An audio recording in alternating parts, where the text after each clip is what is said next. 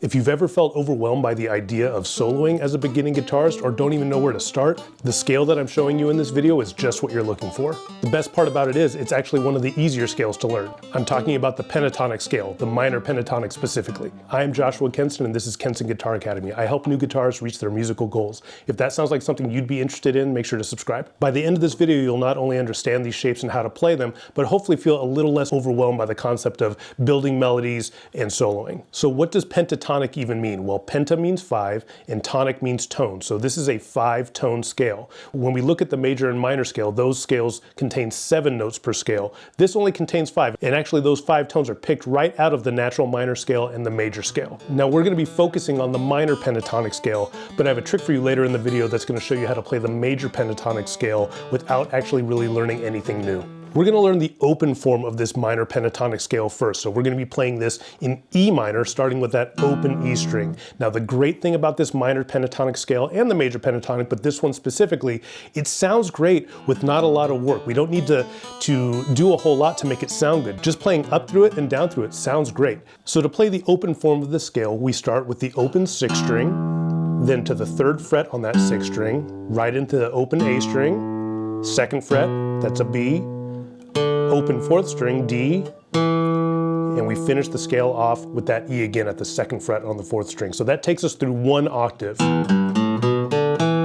And that is 5 different tones. 1, 2, 3, 4, 5, and then the octave again. So that 6th string and 4th string right here are the same note. So even though we're going to be playing more than 5 strings on this and more than 5 tones coming from those strings, there's actually only 5 different tones that we are playing. In this particular case, that is E, G, A, B, D, and then finally E again to close it out. So we're going to be able to take this through 2 octaves. Let's run through that first octave again.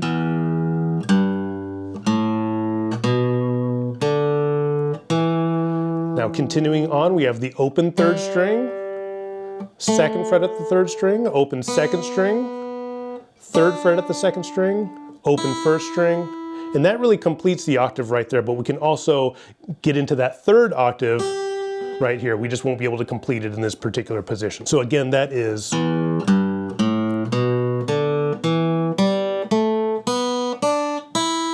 we can also reach that G on top as well. And you can see where right away, this just sounds good going right through it. Take it back down. That almost sounds like a riff or a solo in and of itself right there. And it's actually in the song Rumble by Wray. We have that. Now let's ascend through this together. 1, 2, 3, 4.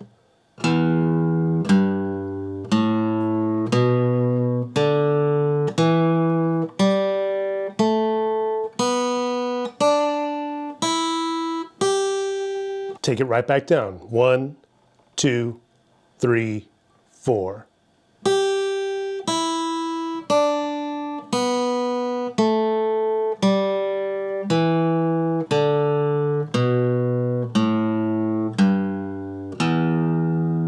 Now let's ascend and descend. 1, 2, 3, 4.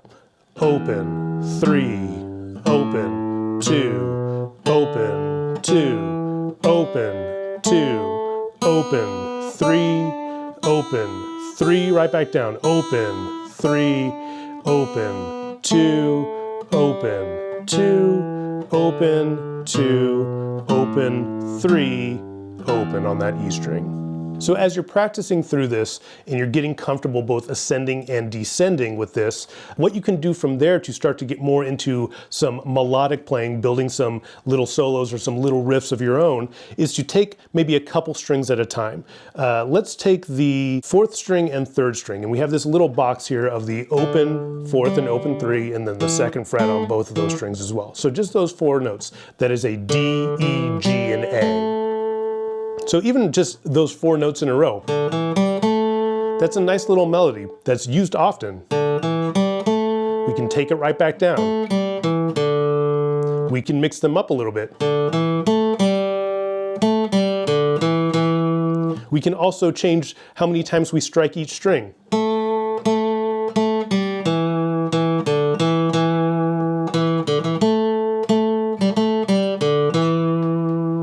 confining yourself to a few notes makes you start to get a little bit more creative with what you can do with those notes. So even taking 2 notes, if I take that third string and just play that open and second, what can I do with those 2 notes to make it sound rhythmic, melodic, all of the above, right? So it might be something as simple as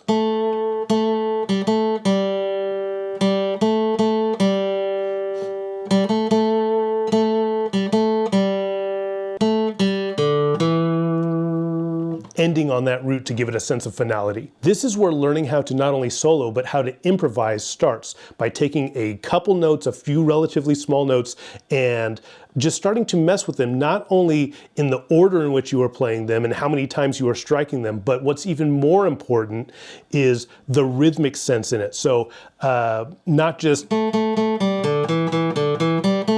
that sounds very punchy and kind of monotonous. So what really takes a melody or a solo to the next level is not only the notes that you're playing, but the rhythmic sense behind them. Okay, so let's move on to the closed form of this. So we've now learned our open form. If we take that same form, but slide it up to the 5th fret. Now I don't have the open strings anymore, so we have to kind of adjust for that. So what I'm gonna do now is, instead of playing with the open strings, I'm using my first finger at the 5th fret here.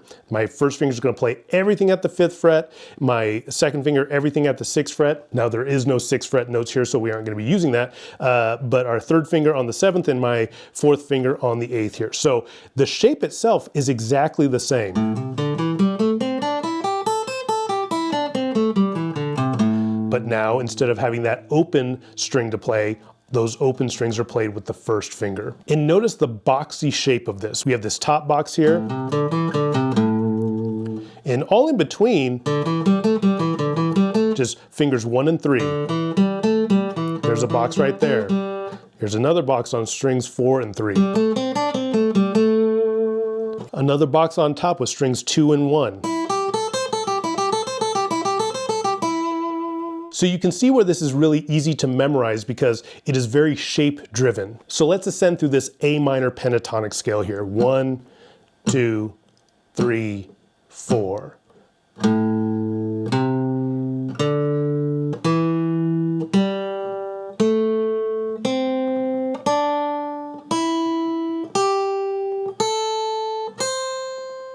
Take it right back down. 1, 2, 3, 4.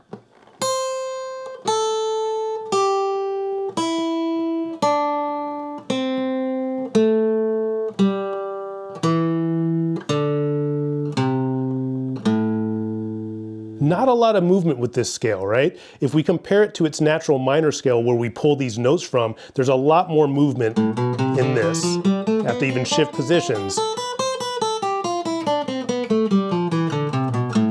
This is much simpler, just these boxy shapes. There's a reason why this scale is so popular. It's simple and it sounds great. So we hear this all the time. If I take kind of a minor blues here.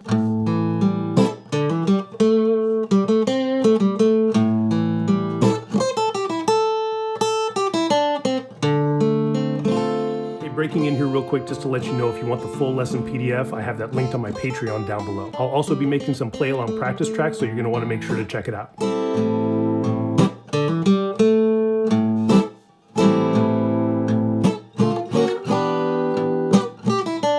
Minor pentatonic is the gateway to be able to play songs by people like Hendrix, Slash, Clapton, and so on. Just think of your most popular guitarist and they absolutely use minor pentatonic. Okay, so we've learned minor pentatonic in both an open position here and in this closed form here. Both super common, used all the time. Now what about major pentatonic? Well, I'm going to show you 2 little tricks here that are going to allow you to play major pentatonic without really even learning anything new. The same type of scale form is going to apply. Let's talk about relative major and minor to start with, okay? So we're going to take this closed shape here, and our emphasis, our foundation, our starting point, our root note is A here. That is that first note on that 6th string. We also find it on the 4th string and also on the 1st string as well, okay? Now, we are going to shift our perspective, and now instead of looking at this scale shape from the perspective of the A, we're going to look at it as the perspective of the C here, okay? So instead of considering this our starting point, we're going to consider this our starting point. So now our root note is the C that we find here, here, and here. And you'll notice right away that if I play through that same shape, but I'm going to start on that second note of the shape that we first learned, it's going to have a different emotional connection with you. It's going to have a more uplifting kind of sound to it, okay? So here we go.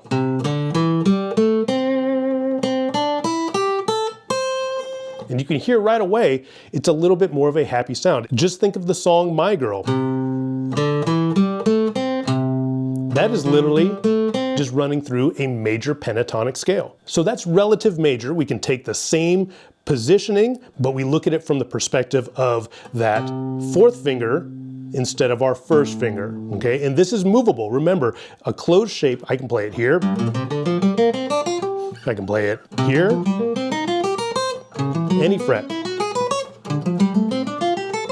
So what if we don't want to play the relative major, but we want to play what's called the parallel major, okay? So we learned A minor pentatonic.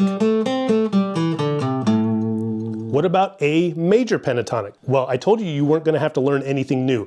All we're going to have to do is shift down 3 frets. 1, 2, 3. Now I play that same form, but with my emphasis, my foundation on that fourth finger instead, run through it. And we have A major pentatonic. At the 5th fret, A minor pentatonic. At the 2nd fret, major pentatonic. So with those 2 shapes alone, you've learned 24 scales, 12 in minor pentatonic and 12 in major pentatonic, simply by learning one shape. Now what about that open form? So we have an E minor pentatonic. But much like our closed form, if we look at it from the perspective of that note right here, this G, it is also G major pentatonic. There's that My Girl riff. It's also Pink Floyd, Wish You Were Here.